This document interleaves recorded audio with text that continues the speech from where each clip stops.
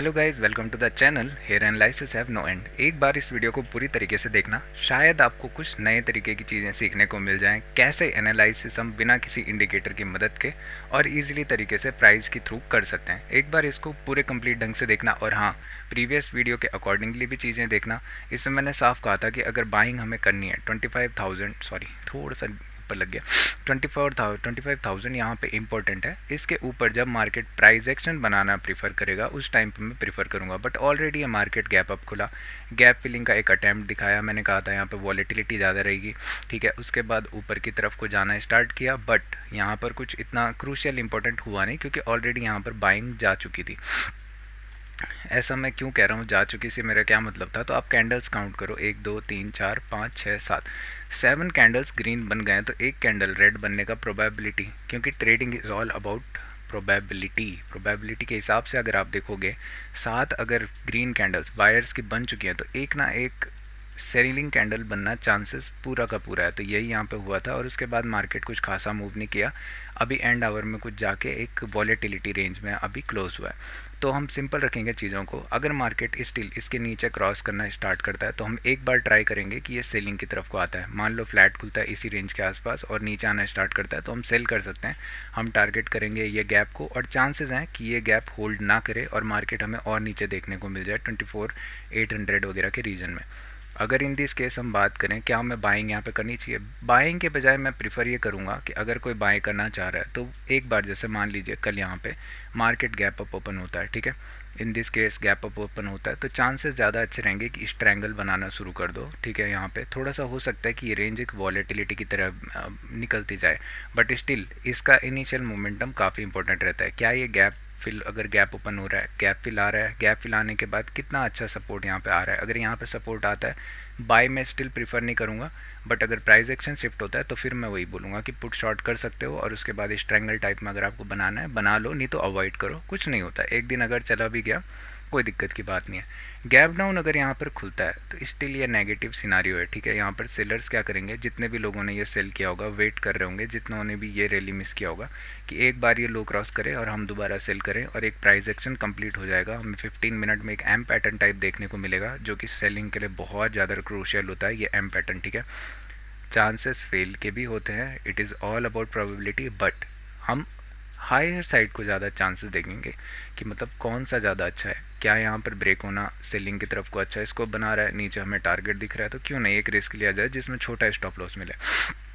तो निफ्टी 50 अभी हमें कुछ ऐसा दिख रहा है, डेली के अकॉर्डिंगली थोड़ा सा कंफ्यूजिंग जोन में है, बट स्टिल ये नेगेटिव साइन में अभी, जब तक कि ये ऊपर की तरफ को आकर हॉल्ट नहीं करता। मान लो यहाँ से जाके कुछ समवेयर यहाँ पे हॉल्ट करके ब्रेक करे तो फिर जाके कुछ पॉजिटिव सिनारियो मिल सकते हैं, बट फिलहाल हम नेगेटिव देखेंगे। बैंक निफ्टी अगर देखेंगे तो आज ये अभी भी स्टिल नेगेटिव है। बैंक निफ्टी ही इकलौता है जो कंटिन्यूस इसको निफ्टी को नीचे की तरफ को ड्रैग कर रहा है। यहाँ पर रेजिस्टेंस लिया, एक प्रॉफिट बुकिंग आई, एक बार बायर्स ने अटैम्प्ट किया, ठीक है। सेलिंग कैंडल आई दोबारा से और यहाँ 50,050 के आसपास जाके राउंड नंबर्स एक्चुअली में सपोर्ट और रेजिस्टेंस की तरह एक्ट करते हैं। इसके पीछे का रीज़न बहुत सिंपल है।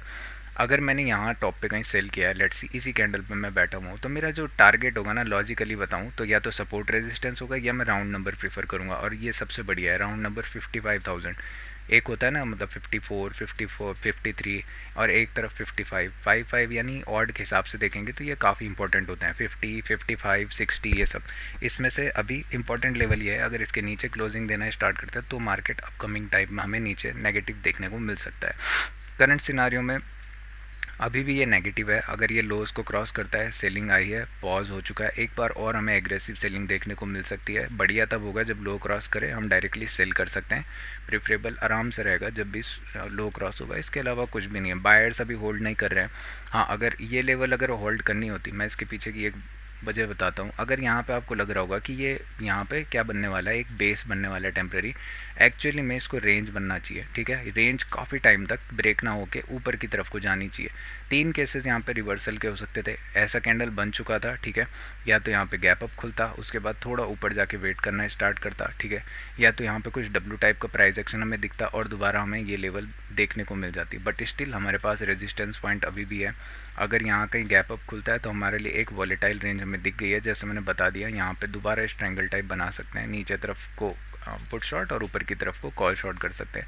ऑप्शन बाइंग का मोमेंटम यहाँ पे आराम से मिल सकता है कल, अगर ये लोज क्रॉस करता है ना एक बार तो एक मोमेंटम मिलेगा।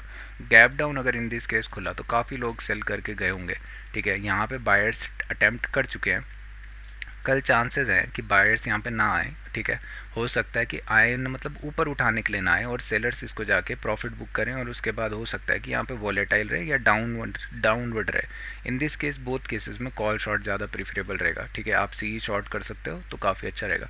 तो होप गाइस इससे आपको कुछ लर्निंग सीखने को मिले। ये सिर्फ प्राइस एक्शन के बेस पे है, ना इसमें इंडिकेटर्स यूज़ हैं और ना मेरे आप कोई सा भी टाइम फ्रेम देख लो, इसमें आपको एक भी सपोर्ट रेजिस्टेंस नहीं दिखेंगे, क्योंकि चीज़ें दिख जाती हैं, ठीक है। आंखों के सामने ही सारी चीज़ें होती हैं सिंपली। क्या मैंने प्रीवियस वीडियो में ये नहीं कहा था कि जब ये लो क्रॉस होगा एक सेल आएगा, ये यहाँ पे कैसे कैसे मार्केट जाने वाला है। आज के लिए भी एनालिसिस देखोगे तो आपको देखने को मिल जाएगा कि अभी भी ये नेगेटिव है। पॉजिटिव मैं तब तक नहीं बोलूँगा जब तक कि मुझे कुछ क्रूशियल ना दिख जाए, यहाँ पे प्राइस एक्शन गैप अप खुल के ऊपर की तरफ को शिफ्ट होना ना दिख जाए। बैंक निफ्टी में तो खैर मैं पॉजिटिव बैठा ही नहीं था, नेगेटिव ही साइड पे बैठा हुआ था।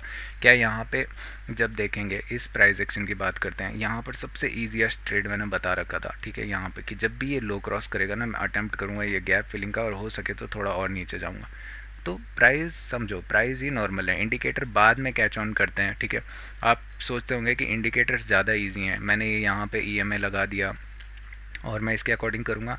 आप एक बार बैक टेस्ट करना, ये सब ना बाद में रीच करते हैं, ठीक है। मैं ऑलरेडी बोल चुका हूँ कि मैं यहाँ पे शॉर्ट करूँगा, सेल करूँगा।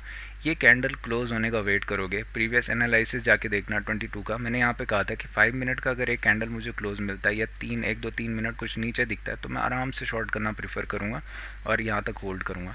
आपके इंडिकेटर्स लैग करेंगे जब आपको ये क्लोजिंग मिलेगी। ऑलरेडी मार्केट कितना मूव कर चुका है, यहाँ ऊपर से देखेंगे तो समवेयर 300-200 पॉइंट्स ऑलरेडी जा चुका है। इसके बाद यहाँ तक किसी का हाथ जाएगा नहीं, ठीक है। होता है ना कि मतलब ये फिर पुल बैक देगा, फिर ब्रेक डाउन करेगा और मार्केट चला गया डायरेक्टली, क्यों? क्योंकि इन बायर्स का स्टॉप लॉस हिट हुआ है।